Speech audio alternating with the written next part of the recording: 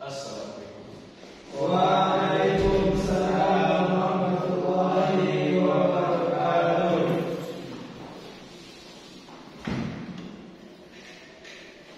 Baik, selamat pagi Anda. Pagi Pak. Gimana kabarnya hari ini? Alhamdulillah, luar biasa. Allahu Akbar. Baik, untuk mulai pembelajaran kita pada pagi hari ini, marilah kita awali dengan mengucapkan doa. Silakan satu orang untuk memimpin doa.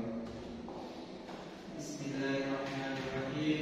Alhamdulillahirabbil alamin. Wassalatu wassalamu ala asyrofil anbiya'i wal mursalin wa ala alihi wa ashabihi ajma'in. Rabbi ishrah li sadri wa yassir li amri wahlul 'uqdatam min lisani yafqahu qawli. Rabbi zidni ilman warzuqni fahma. Rabbana atina fid dunya hasanah wa fil akhirati hasanah wa qina adzabannar. Wa sallallahu ala sayyidina Muhammad wa ala alihi wa ashabihi ajma'in. Subhana rabbika rabbil izzati amma yasifun wa salamun alal mursalin walhamdulillahi rabbil alamin. Baik, ini kita absen dulu untuk mempersingkat waktu. Apakah ada yang tidak hadir pada pertemuan kita hari ini? Tentunya Pak, Pak. Febri sakit, izin atau Ada acara keluarga, Pak, ada acara keluarga. satu orang saja berarti ya? Iya Pak. Baik Anda, hari ini kita akan belajar mengenai konsep ijtihad, al-mahkum fi, al-mahkum alaih, dan al-qawaidul khamsah. Sebelum pembelajaran dimulai, silakan singkirkan dulu yang dirasa mengganggu. Kita silakan perhatikan ke depan.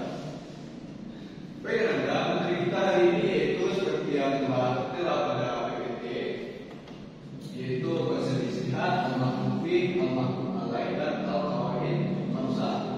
Sebelum kita masuk pada materi kita, sebelumnya Bapak ingin menanyakan, kan di pertemuan sebelumnya kita sudah belajar mengenai yang namanya usul fikih. Sekarang pertanyaannya yaitu, apakah masih ada yang ingat apa itu usul fikih?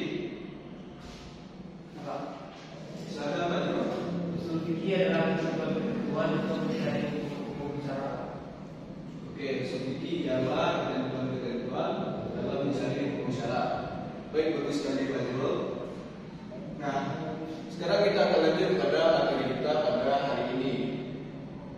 Nah, adapun yang akan kita bahas pada pertemuan kali ini yaitu kita akan mulai dari konsep ijtihad, al-mahkum fi, mahkum alaih, sampai kepada yang terakhir yaitu qawaid khamsah. Kita masuk yang pertama dulu pada konsep ijtihad. Ijtihad ini berasal dari bahasa Arab yaitu jadwal, yang artinya kesungguhan atau sepenuh hati atau serius. Ijtihad ini merupakan kegerahan seorang ahli fikih akan kemampuannya di dalam mengistimbatkan hukum-hukum yang berhubungan dengan amal perbuatan dari satu kesatu dalilnya. Jadi di sini dapat kita simpulkan bahwa ijtihad ini merupakan kemampuan untuk mengerahkan daya atau nalar kita dalam mengistimbatkan hukum-hukum yang berhubungan dengan amal perbuatan. Untuk pengertian ijtihad. Selanjutnya kita masuk kepada dasar hukum ijtihad. Anda semua, ijtihad ini dasar hukumnya yaitu terdapat dalam Quran surat An-Nisa ayat 59 yang berbunyi Bismillahirrahmanirrahim.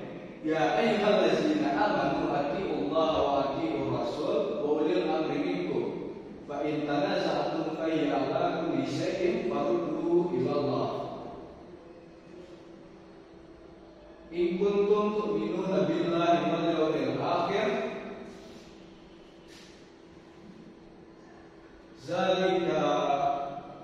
zalika kurang jelas di PPT ya.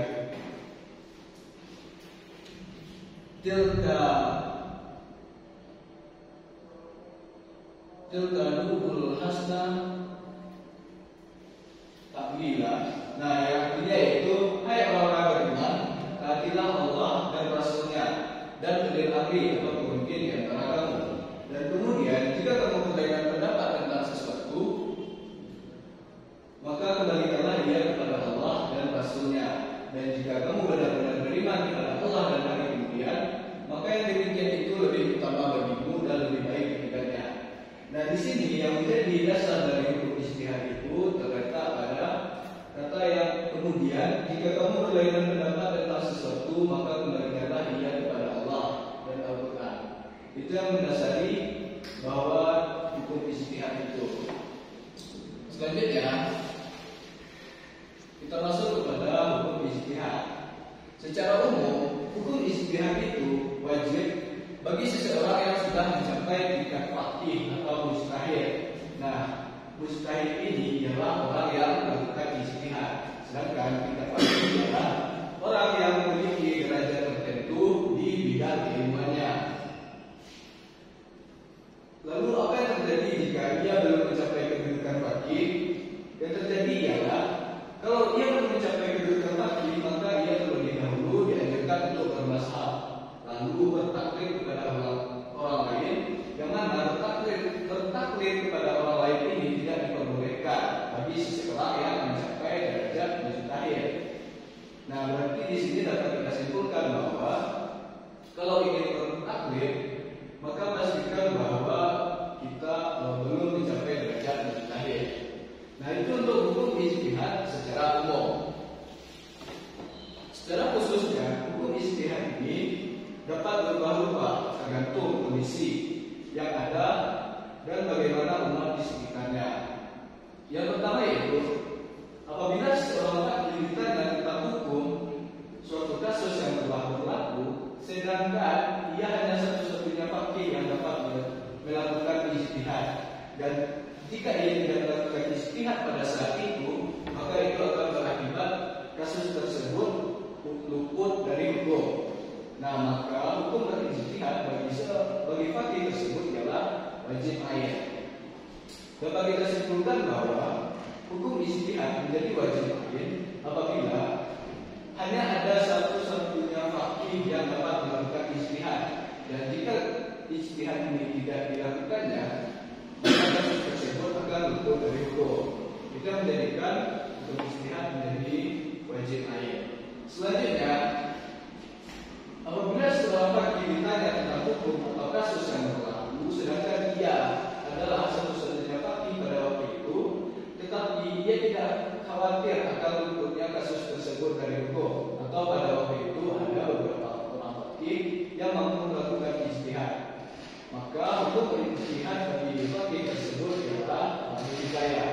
Fardu kifayah ini sama seperti kita melaksanakan sholat jenazah. Apabila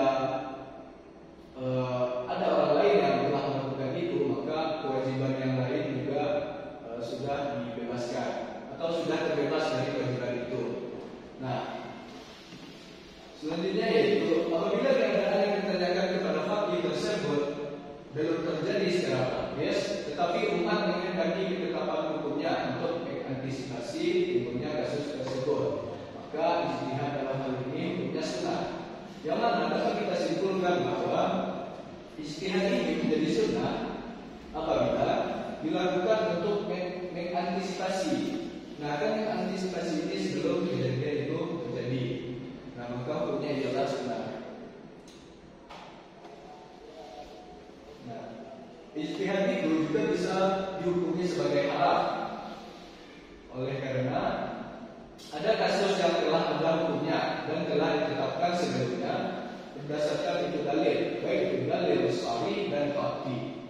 Atau apabila orang tersebut melakukan ijtihad, dia belum mencapai tingkat faqih atau mujtahid. Nah, maka untuk orang-orang yang seperti ini, hukum berijtihad baginya yaitu termasuk pada haram. Di dalam menghadapi suatu kasus yang sudah terjadi di dalam kenyataan atau belum terjadi, dan kasus tersebut belum diatur secara jelas dalam nas Al-Quran maupun As-Sunnah, sedangkan kualifikasi sebagai mujtahid ada beberapa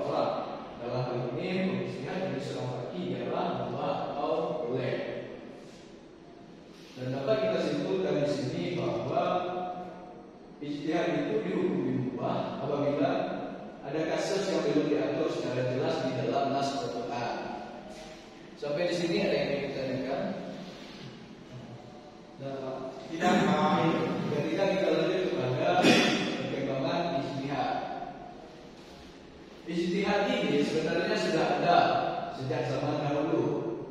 Ijtihad sudah ada sejak zaman Rasulullah SAW, yang mana seluruh hukum Islam pada masa itu ialah Al-Quran dan As-Sunnah.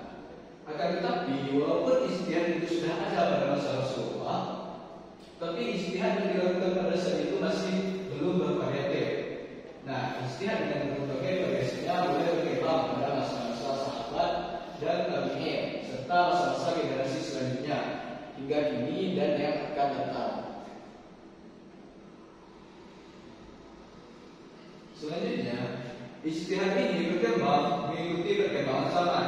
Sebagaimana yang telah kita ketahui, sumber hukum pada awal permulaan Islam yaitu pada masa Rasulullah ialah Al-Quran dan Sunnah. Selanjutnya yaitu, nah, kita masuk pada contoh ijtihad pada masa sahabat. Jadi bisa Anda lihat sendiri di PPT yang telah Bapak tampilkan bahwa contoh ijtihad pada masa itu ialah masalah ketika Nabi Muhammad SAW berwafat.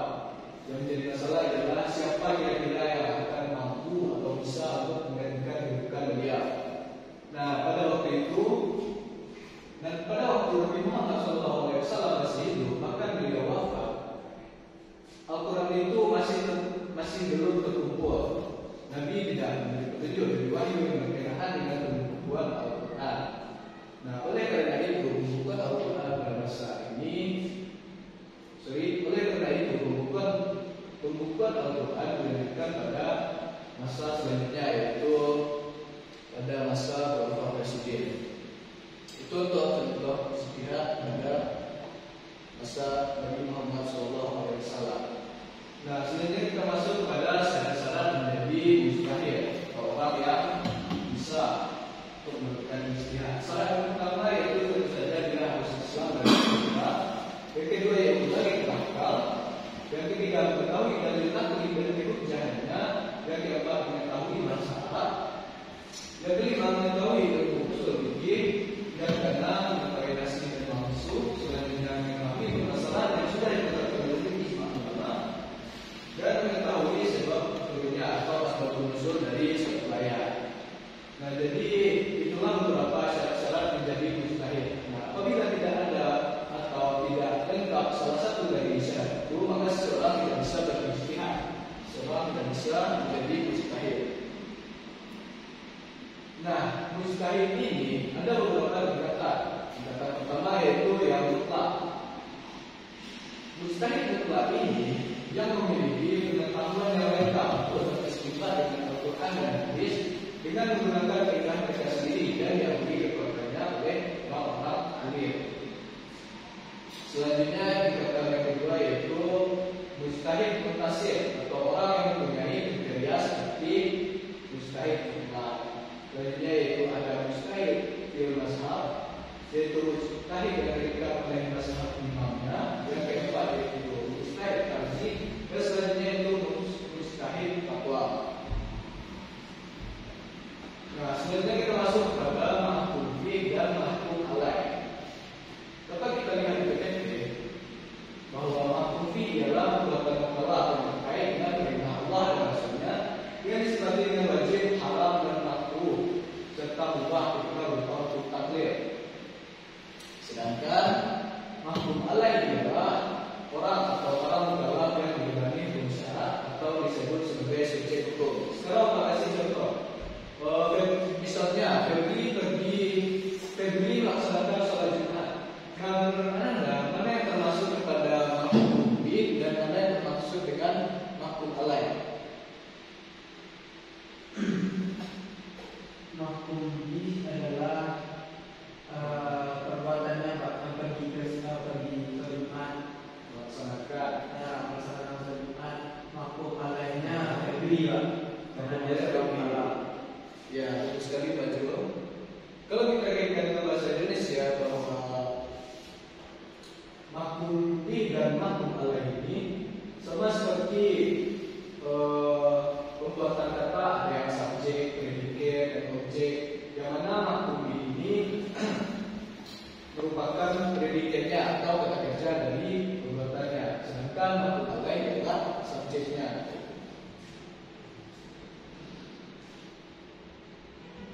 Sampai di sini ada yang ingin ditanyakan? Tidak. Baiklah, itu saja untuk pertemuan kita pada hari ini. Untuk tugas di rumah silakan menghafal dalil mengenai konsep ijtihad tadi yang surat An-Nisa ayat 99. Silakan dihafal di rumah, lalu minggu depan kita spot. Itu nantinya akan menjadi amanah dari Anda semua. Baik, sekian, terima kasih. Wassalamualaikum warahmatullahi wabarakatuh.